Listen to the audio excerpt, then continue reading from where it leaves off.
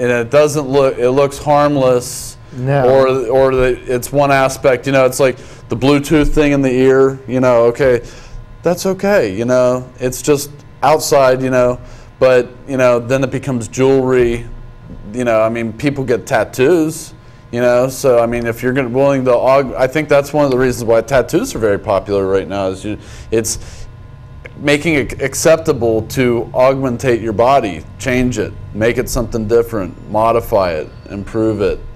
Well, yeah, exactly, and that's why they use the incrementalism. Yeah, that's why they use that system, because every time it goes through, it seems like it's something small, and then something else small, but it keeps building and building and building until they have their programs and what they want to do in place, and then people all of a sudden realize, well, how did we get? Late. Yeah, how did we get to this point? Well, it's because first of all, they don't shoot their mouths off about it, but then, you know, it just starts with something small and just keeps building from there. You know, like Jennifer said with this healthcare bill, that's how that's going to go. It's going to start small and then eventually lead to what they wanted to lead to, I suppose. It's a total takeover, really, of our entire healthcare infrastructure. And I was actually thinking about, this goes back to the incrementalism, the other organizations that we have in place right now that have been in place for some time. If you look at the HMOs, which actually came about in the 1960s, this was really a step towards a healthcare system, because before, your price was just you and your doctor, and there were a lot of doctors out there, and if you had a doctor that would work with you, you would work with them on the payments and so forth.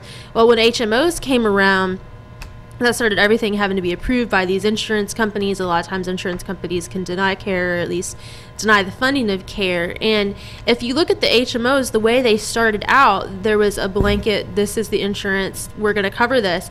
And then you look at how the deductibles evolved, was those companies trying to get back some of this money they were paying in. If you ever care to study the history of the development in health insurance in this country, it is very interesting. I would tend to agree.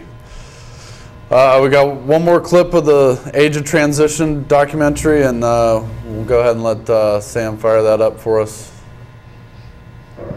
Darwinism is a religion to the global power elite, who do believe themselves superior to the masses of humanity. Humanism and transhumanism were clever disguises, created specifically so that global eugenics operations could be carried out without being noticed. Insiders referred to their continued work as crypto-eugenics, as they were carried out covertly. Prominent among this crowd was the grandson of Charles Darwin, Charles Galton Darwin, a distinguished fellow of the Royal Society and president of the British Eugenics Society. In 1952, his book, The Next Million Years, was published. In it, he describes 5 great revolutions throughout human history, the 5th of which had not yet happened, but when it did, it would kickstart the next million years of human evolution. This 5th revolution would involve using science to alter human nature itself, possibly creating a race of supermen.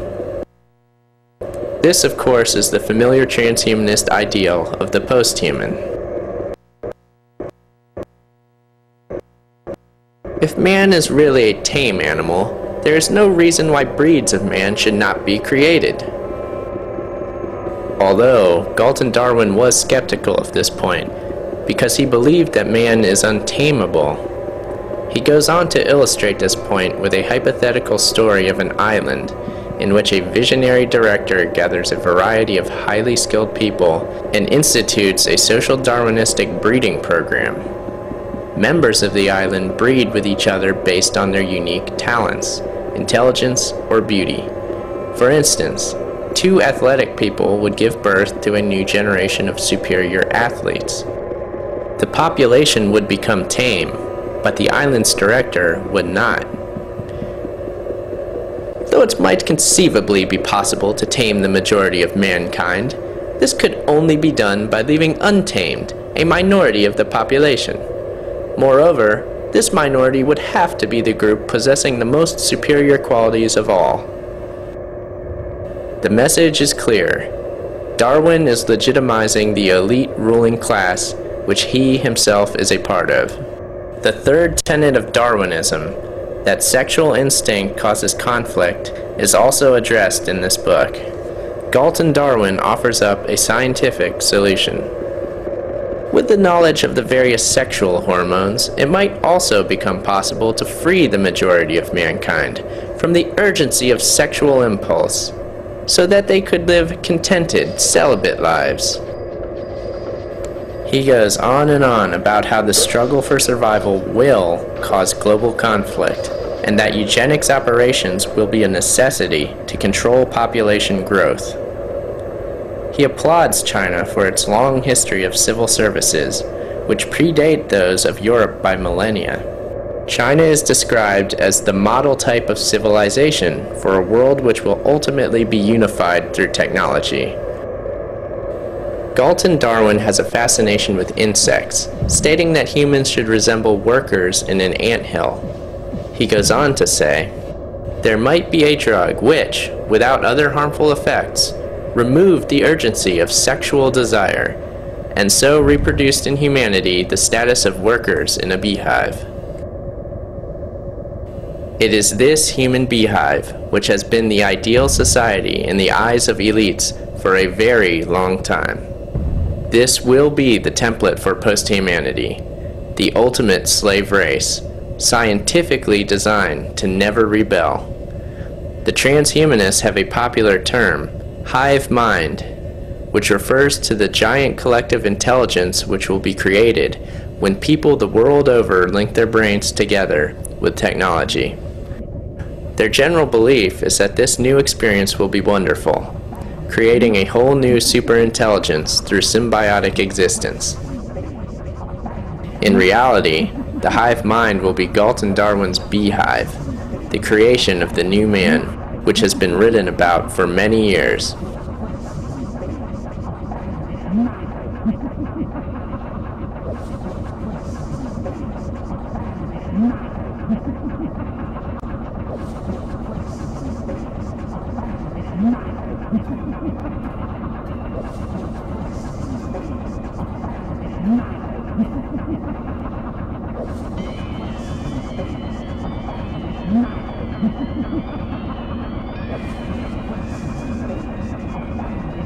I'm totally convinced that the human race is being mutated according to a scientific method. We know that there has been experiments done as far back as the 1920s and 30s of trying to crossbreed animals with humans. The Germans were doing that. All the main eugenicists, Margaret Sanger, H.G. Wells, the Princes, Prince Bernhard, right. said Yep. they're going to make two different species, and then BBC, while I was making the film, showed this little goblin creature that we're going to be, and then they're going to be these beautiful blonde-haired, blue-eyed people, and they hate us so much, they want to make themselves better than us, so they actively want to kill most of us, and then have a clown goblin creature that they call the old humans that they laugh at. That's exactly right. We know the GMO food's changing our genetics. We know we're genetically getting dumber, not just chemically. Go ahead. This is massive, folks. That's right. That's what I've been looking at for 48 years, the complete transformation and transmutation of the human spirit into a whole new kind of creature. Transhumanism fills people's minds with hopes and dreams of becoming superhuman. But the fact of the matter is that the true goal is the removal of that pesky human sexual urge, and ultimately, of free will itself. Post-humanity will be a new human which has been genetically engineered and brain-chipped for total control. Part man and part machine, the new man will no longer be in need of his sexual reproductive function. I understand that this is not what the average transhumanist wants to hear, but we must realize that such a bizarre and horrific future is not only possible, it is intended. Although we won't arrive at this point overnight. First, we must step into the world of virtual reality, where our identity as purely human will blend with that of our new virtual persona. In virtual reality, you can be someone else.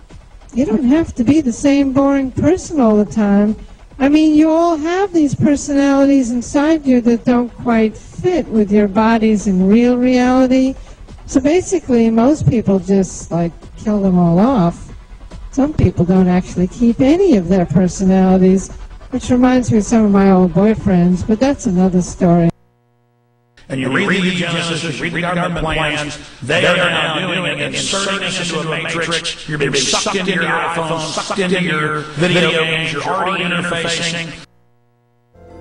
By 2020, there'll be an entire three-dimensional universe in cyberspace, with virtual countries and governments, virtual schools and universities, virtual property and stock markets, and virtual families and friends.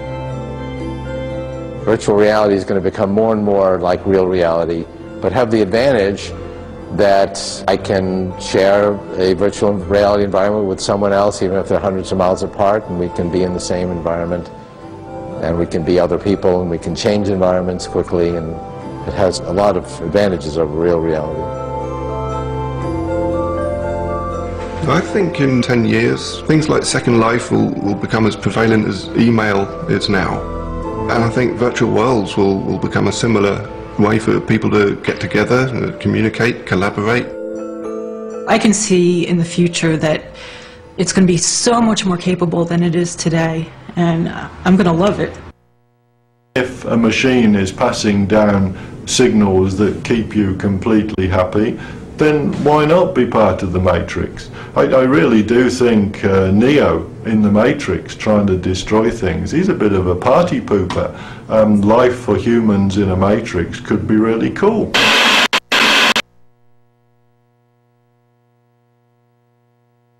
Welcome back.